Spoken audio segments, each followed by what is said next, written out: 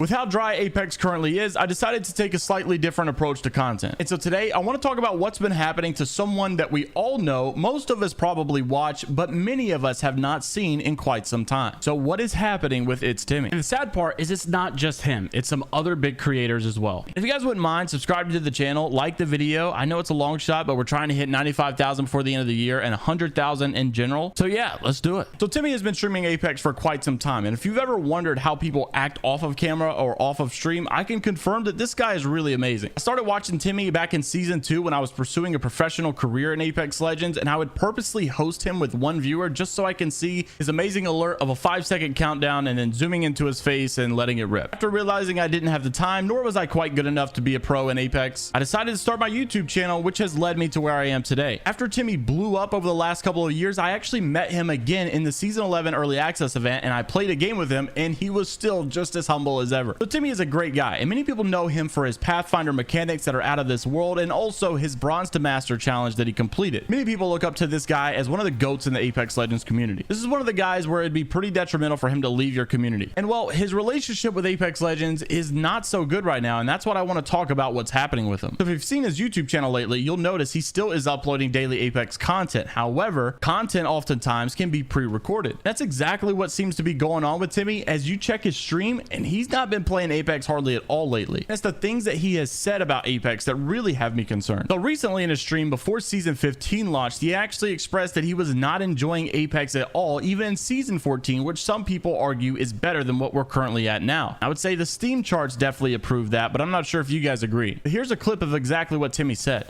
Hey, I'll play Apex. I'll show you guys why this game it just needs stuff. There's like nothing in it. It's killing 10-year-olds every single day, or killing a like 30-year-old who just got out from work. He has like 3 kids. He has to feed them. Come home. He's like, yes, finally I get to play some Apex Legends, and then he versus me, tap strafing.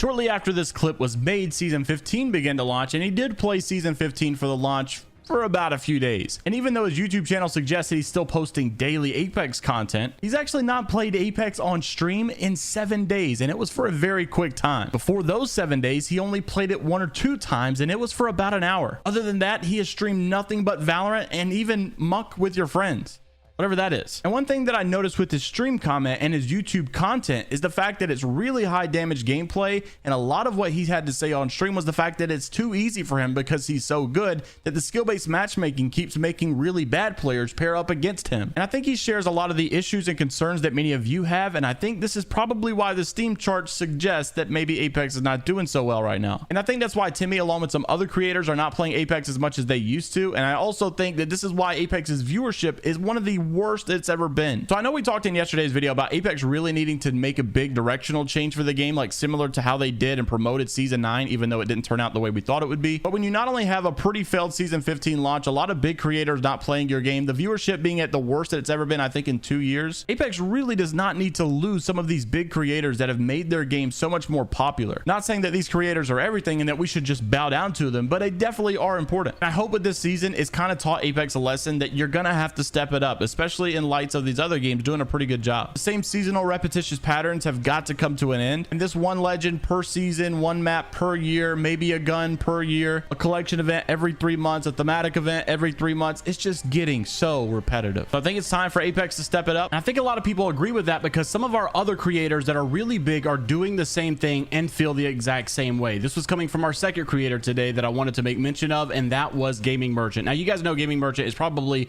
one of the most positive people when it comes to Apex. Like, he really tries to keep an open heart, an open mind about the state of the game, but when things get really bad, even he is starting to notice it with his recent video of 8 minutes ago when I'm making this video saying the future of Apex Legends and this channel, and it looks like it is actually starting to take another change. And what's so sad is he just made a video last season about the same exact thing. The seasons are just now feeling repetitive. Now in this video, he did explain that he still feels optimistic about the game, and I gotta agree that as much as I get aggravated with the game, I do think that they're not dumb enough to let this game just die off, and they are going to listen. It's just a matter of how long it will take. Also, this guy does get to play in a lot of the early access content, and in this video he said that he really feels like the whole access to everyone getting private matches and custom lobbies is right around the corner. Some of these new game modes that we're looking forward to, he says he feels like all of that is really close. So So maybe it's actually close. Like Josh Medina said, that at the end of this rainbow of season 15, it'll all be worth it. Maybe that is what he's referring to. But regardless, he made the good point that with his channel at rock bottom, so he considers, he says that these are the worst views that he's ever received in his entirety of YouTube doing this channel. And that for the last year, his views on Apex related content have gone down and down and down and down. For the most part, in the grand scheme of things, I could say something very similar. I do have some spikes that do pretty well. It seems to be a pattern amongst most Apex channels. Now, honestly, as bad as it is that things are coming down, I do think that this puts some pressure on Respawn to maybe bring things back up and realize that you've got to step it up like we talked about earlier in the video. But I also think it's good for creators to maybe try to think beyond Apex Legends and try to grow their brand beyond Apex. We all know that Apex is a very fallible game and one day it will pass away. I'm in a similar boat where I plan to do Apex on this channel for years to come. While I may not really need this, I really love having a community. I love having people come together and be a part of the community in my streams. I love making videos and trying to be the voice of those people out there that are having frustrations, not being listened to, or maybe things that they are doing really well that we want to praise them for. I really love this whole aspect. I'm trying to do some other things outside of my YouTube channel to maybe solidify some more security just in case I can't depend on Apex. And while I think this is the smarter move for most creators to take, I do think that it is sad that it's come to this all because of how bad the state of the game has become. Even one of the top liked comments on his video that he just released saying the thing is Respawn refuses to listen and innovate. The community constantly gives them suggestions and ideas. Nearly all of them are ignored by the Apex higher ups. They ignore the community and continue to just pump out overpriced skins and lackluster events while ignoring the health of the game. Honestly, I think that is spot on. I was discussing with someone today about the state of Apex and they just basically said, well, go build another game. This is a free to play game. And the reason I think that is a terrible excuse is because people have hid behind the, oh, the game is free as a way to justify the fact that they're not able to innovate and make this game better because they probably don't have the funds because you didn't have to pay to get the game.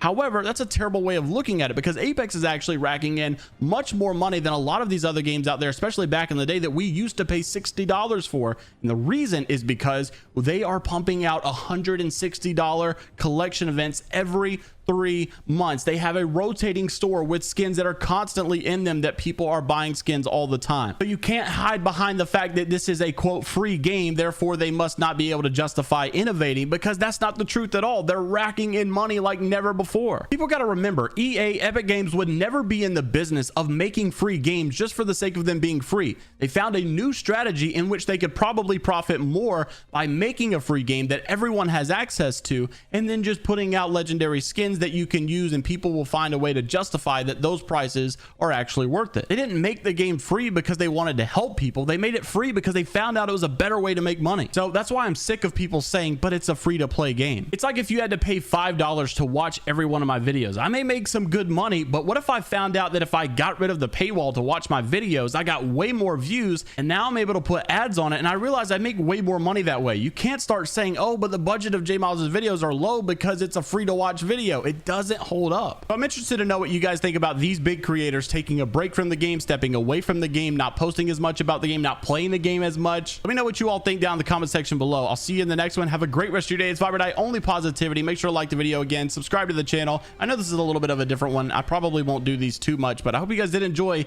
It's just the only video I could think of today. It's just kind of where my heart was, I guess. I'll see you in the next one, and later, Gators.